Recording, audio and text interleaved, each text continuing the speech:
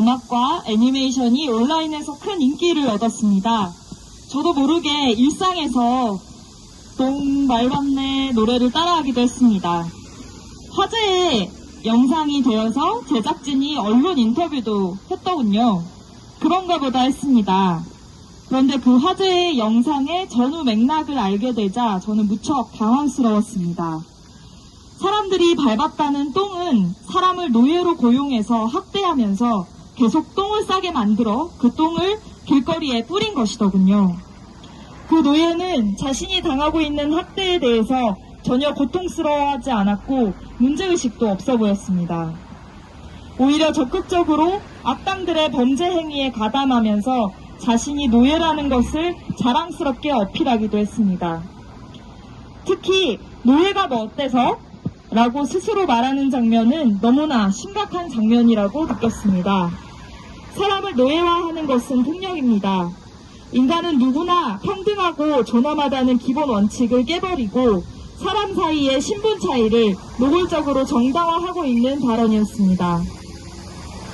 또한 한국의 현실에서 어떤 협박을 당해 노예로 학대당하는 사람들이 이미 존재하고 있는데 스스로가 나서서 노예임을 자랑스러워하는 모습은 오히려 이런 노예화를 그럴듯하며 추구할 만한 것으로 여기게 만드는 문제가 있었습니다. 이외에도 만화영화 전반에 등장하는 인공지능 로봇에 대한 묘사 또한 인간과 인공지능 로봇과의 관계를 철저히 위계적으로 설정하고 인공지능 로봇의 역할이 마치 노예나 하인의 역할처럼 여겨지고 있어서 해당 부분도 문제적이라고 느꼈습니다. 미디어를 통해서 범죄나 폭력을 묘사하고자 할 때에는 각별한 주의가 필요합니다. 고도의 비판의식 없이 폭력을 묘사하는 행위는 폭력을 미화하거나 피해자의 고통을 전시하면서 폭력에 의한 고통을 소비하게 합니다. 폭력의 심각성을 보여주고 싶었다는 의도 아래에 제작되었지만 비판의식은 결여되었던 수많은 미디어 작품들이 폭력을 미화하고 있고 사회에 해로운 영향을 미친다는 비판을 받았습니다. 이용자로 하여금 폭력을 모방하게 할 위험이 있기 때문입니다. 특히 어린이용 만화영화에서 주인공과 악당의 갈등 관계를 드러내기 위해 또는 주인공을 성장시키기 위한 고난과 시련으로 악당이 폭력이나 범죄를 저지르는 장면이 이용되는 것은 빈번하게 있었던 일입니다. 그러나 교육방송이 그러한 폭력 장면이 묘사된 컨텐츠를 만들 때에는 반드시 교육적 목적과 비판의식을 길러줄 수 있는 방향으로 만들어져야 합니다. 포텐독에서 악당이 강아지들의 변신 장면을 동의 없이 촬영해 유포 협박을 하는 에피소드는 무려 7화에 거쳐서 진행됩니다. 협박을 당하는 강아지들은 7화의 대부분을 유포 걱정을 하느라 매우 고통스러운 일상을 보냅니다. 그러나 피해 강아지들의 주변에 있는 강아지들은 악당들은 결국 유포를 하지 못할 것이다. 유포를 한다고 해도 큰일이 아니다. 너희들 정신 차리지 않으면 변신 보조기계를 주지 않겠다. 라는 등 피해자에게 딱히 힘이 되어주지도 못했습니다. 애니메이션은 불법 촬영이라는 소재를 활용할 수는 있으나 그 접근이 더욱 세심했어야 합니다. 왜냐하면 불법 촬영은 오래전부터 양상을 달리하며 더욱 심각해지고 있는 폭력으로 대처 방안이나 피해자 조력 방법, 신고 방법들을 상세하게 표현하지 않으면 오히려 친구 사이에 칠 수 있는 가벼운 장난 정도로 여겨질 위험이 있기 때문입니다. 교육 공영방송이 그런 교육적인 내용을 담아내지 못한다면 어린이들이 교육방송을 봐야 할 이유가 어디 있을까요? 해당 장면의 앞뒤 맥락을 살펴야 한다는 EBS의 입장도 언론을 통해 접했습니다. 공감합니다. 그런데 포텐독에서 묘사한 범죄 장면의 앞뒤 맥락은 너무나 부족했습니다. 유포 협박 앞에는 피해를 입은 강아지들을 마음대로 통제하려는 악당의 나쁜 마음, 피해 강아지를 이용해서 강아지 반려인의 얼굴을 불법 촬영하고 복제해서 컴퓨터의 안면 인식 암호를 풀려는 시도, 떡에 수면제를 먹여서 수면제를 넣고 먹여서 인간을 재우고 그 사이에 귀걸이에 변형 카메라를 심는 행동에는 전후 맥락이 없었습니다.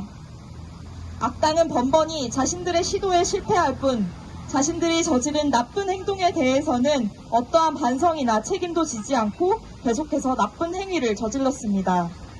피해자들도 불안에 떨기만 할 뿐 그 행위가 잘못된 행동이니 경찰에 신고를 하겠다거나 어떻게 대처하겠다는 다짐은 찾아볼 수 없었습니다. 긴 호흡으로 봤을 때 포텐독의 마지막 화에서 가서야 악당들이 모든 악행이 처벌받나요? 아마 높은 확률로 그러지 않을 뿐더러 범죄 행위를 묘사하고 피해자가 그 범죄에 휘둘리는 장면만 보고 그 다음 화를 보지 못하는 이용자는 어떤 생각을 하겠습니까? 그런 악행이 처벌받거나 책임져야 하는 나쁜 행동이라는 것을 어떻게 알 수 있겠습니까? 내가 저런 상황에 처하면 어떻게 대처해야 하는지 몰라서 불안하고 공포스럽고 답답하지 않겠습니까? 과연 저 나쁜 행동을 그만두게 할 수 있는 것인지 알 수 없어서 추후 비슷한 피해를 겪게 되었을 때 누구에게도 이야기하지 못하고 끙끙 앓게 되지는 않을까요? 반대로 가해자 되기를 학습하면 어떻게 될까요?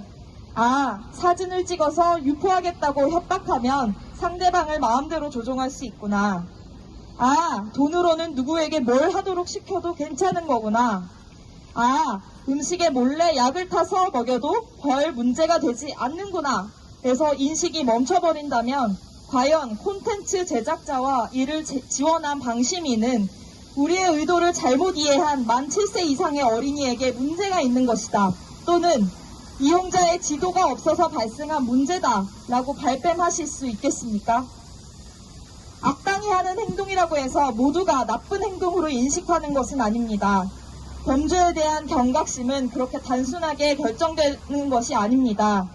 그 정도 묘사만으로 충분했다면 왜 그동안 불법 촬영, 딥페이크, 그루밍 범죄가 이토록 창궐했던 것일까요? 포텐독의 성별 묘사에도 문제점이 있었습니다. 주인공 중 한 명이 안구 아버지와 어머니, 아들의 식사 과정에서 아버지는 식탁의 상석에 앉고 어머니와 아들은 한쪽에 나란히 앉는 모습을 보여주면서 무의식 중에 남성이 집안의 우두머리라는 인식을 묘사해 반영했습니다. 안구 아버지는 아내에게 시도 때도 없이 애정 행각을 하려는 사람으로 표현되며 안구 어머니는 멀쩡히 한국어로 말하다가도 중간에 영어로 단어를 바꿔서 이야기합니다. 국회의원 설미도는 말을 하기 전에 불필요하게 아르르르 하면서 혀를 굴립니다. 저도 정치하는 엄마들의 문제제기를 접하고 그냥 각자의 특징을 묘사하기 위해 캐릭터 설정을 그렇게 한 거지 성별이 문제는 아닐 수도 있겠다고 생각했습니다. 하지만 포텐독의 여러 회차를 보고 나자 생각이 바뀌었습니다. 안구 아버지가 계속해서 아내에게 뽀뽀를 하려고 하는 맥락은 악당들이 안구 어머니에게 몰래 설치한 귀걸이 소형 카메라로 안구 아버지의 얼굴을 스캔하기 위해서 꼭 필요한 설정이었습니다. 그러나 안구 어머니와 국회의원 설미도 이 성인 여성 2명의 영어 단어 사용과 혀 굴림은 스토리 전개상 불필요한 설정이며 이 여성들의 성격적 결함을 표시하기 위한 요소로 사용되고 있었습니다. 이렇게 여성을 묘사하는 것은 불필요하게 단점을 부각하고 가족을 묘사할 때에는 전형적인 남성 중심 가부장제 가족으로 묘사함으로써 젠더 표현에 있어서 기존의 성편견이나 성역할 고정관념을 그대로 반영했다고 볼 수 있겠습니다. 포텐독의 주인공들은 강아지들인데요. 이 강아지의 성별조차도 암컷과 수컷이라는 이분법적 성을 이용해 성을 모두 지정해서 캐릭터 설명에 써놓고 있습니다. 캐릭터상 악당과 주인공 편 가릴 것 없이 수컷이 중요한 역할 배정에 훨씬 더 많은 것 또한 용기가 필요하며 결정적으로 중요한 역할은 남성이 하고 보조적인 역할은 여성이 한다는 고정관념이 반영된 것은 아닌지 질문해 보아야 합니다. 우연히 수컷 강아지가 더 많이 등장했다고 변명할 수는 있겠지만 그 근거를 찾을 수가 없다면 오히려 성별 비율을 수정해야 하는 부분입니다. 어떤 컨텐츠에 제작 지원을 할 것인가, 그리고 제작 지원을 받는 조건으로 방심위가 제시해야 하는 가이드라인은 무엇인가가 이번 기회에 제대로 정립되기를 바랍니다. 범죄나 폭력에 대한 묘사를 미리 고지할 필요는 없는지, 폭력에 대한 에피소드는 어떤 맥락으로 마무리되어야 하는지, 어느 정도 자세한 묘사가 적절한지, 어느 정도 길이에서 마무리되어야 하는지, 폭력이나 범죄의 행위자가 책임지고 반성하는 장면이 필요한 것은 아닌지 더 나아간 고민과 반성이 필요합니다. 또한 성별과 캐릭터의 특징을 어떤 연관성으로 묘사할 것인지, 캐릭터의 성별이 굳이 필요한 맥락은 어떤 맥락인지, 어느 비율로 성별을 표현하는 것이 적절한지, 이 비율을 정하는 데에는 성별 고정관념이 반영되지는 않았는지를 따져야 합니다. 굳이 성별을 묘사하지 않더라도 캐릭터의 성격만으로 묘사할 수 있다면 성별 표기는 불필요할 수도 있겠지요. 어려서부터 성중립적인 캐릭터 해석이나 성별 고정관념이 없는 콘텐츠를 접한다면 어린이들의 사고방식은 훨씬 자유로워질 것입니다. 방송통신심의위원회는 이렇게 포텐독에 제기된 문제들을 계기 삼아 우리나라 아동 콘텐츠의 보다 젠더 중립적이고 성평등한 발전, 범죄나 폭력 예방과 피해자 보호를 위한 세심한 기준 마련을 위해서 힘써주시길 바랍니다. 감사합니다.